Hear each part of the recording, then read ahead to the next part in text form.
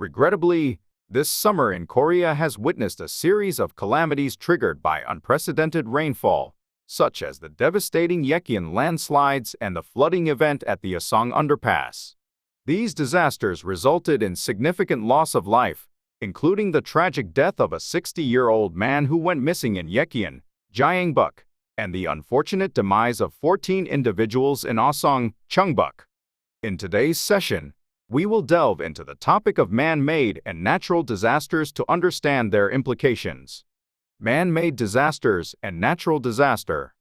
Disasters can happen because of two main reasons: natural changes in the environment, like typhoons, floods, heavy rain, droughts, and earthquakes, which we call natural disasters because they are a part of nature and cannot be controlled, and accidents caused by humans, like fires, collapses, and environmental pollution, which we call man-made disasters because they happen due to human mistakes or carelessness.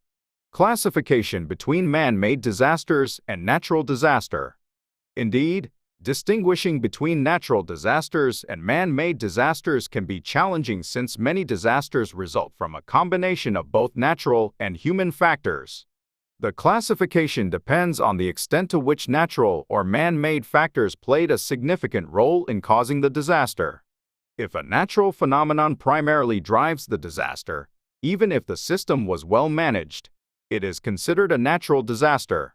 Conversely, if the disaster is mainly caused by human mismanagement, negligence, or inappropriate systems, it falls under the category of man-made disasters.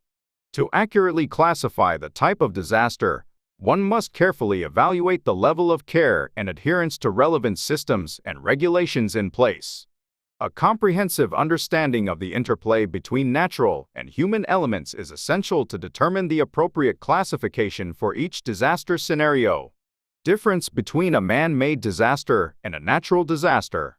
The most significant difference between natural disasters and man-made disasters lies in how the recovery and compensation processes are handled. In the case of natural disasters, such as earthquakes or floods, the burden of compensating for the damage falls on the country, local government, and insurance companies. Compensation is provided to those affected, regardless of whether anyone is legally responsible for the disaster. On the other hand, man-made disasters follow a different approach. The damage caused by man-made disasters is indemnified based on legal liability.